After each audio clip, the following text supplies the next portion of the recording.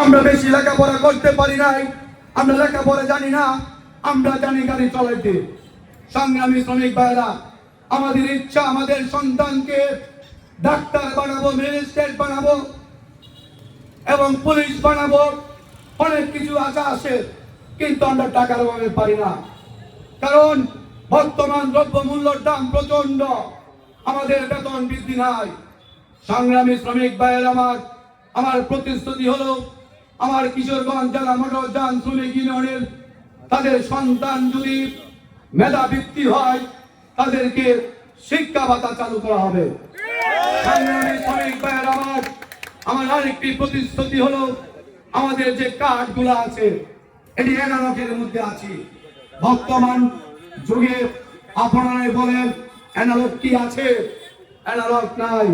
সংগ্রামী শ্রমিক ভাইয়ের আমি যদি সাধারণ সম্পাদক নির্বাচিত হতে পারি, আপনাদের সকলের হাতে স্মার্ট কার্ড চলে যাবে।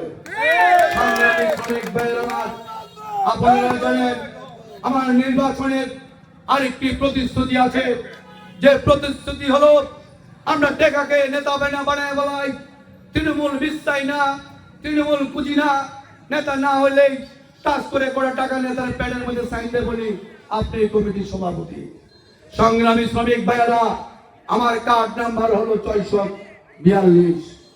আমি 642 সদস্য থেকে আমি আপনাদের মাঝে এসেছি।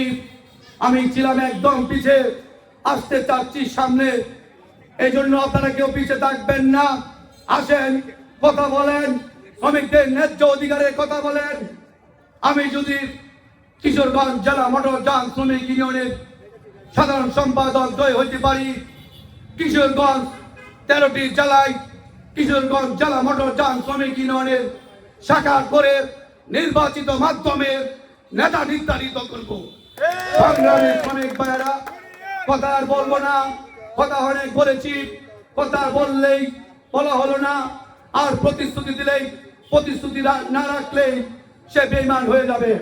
বর্তমান আপনারা জানেন কিশোরগঞ্জ জেলা মোটর যান শ্রমিক ইউনিয়নের নির্বাচিত, আমি তাদের নির্বাচিত বলবো না, তারা সাবেক হয়ে গেছে, সাবেক নেতৃবৃন্দ কিশোরগঞ্জ জেলা মোটর যান শ্রমিক ইউনিয়নতে আমি কি মুখে বলতে চাই না, তাও বলতে হয়।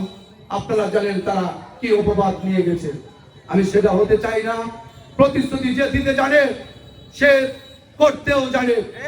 ইনশাআল্লাহ আমি যদি বেঁচে থাকি, আগামী 2 তারিখ কিশোরগঞ্জ জেলা মোটর যান শ্রমিক ইউনিয়নের সাধারণ সম্পাদক পদে আমি মনোনয়ন পত্র গ্রহণ করব।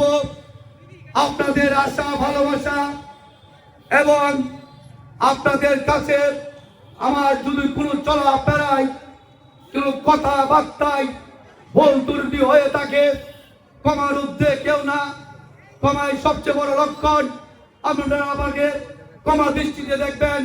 আমি আপনাদের এই ছোট ভাই, আপনাদের এই সন্তান, আমাকে আপনারা যদি স্নেহ করেন, আমি আপনাদেরকে ইজ্জত করব।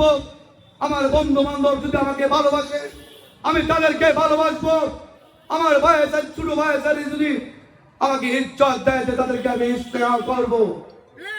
বাংলাদেশ জিন্দাবাদ, দুনিয়ার মজদুর এক সবাইকে ধন্যবাদ। আসসালামু আলাইকুম।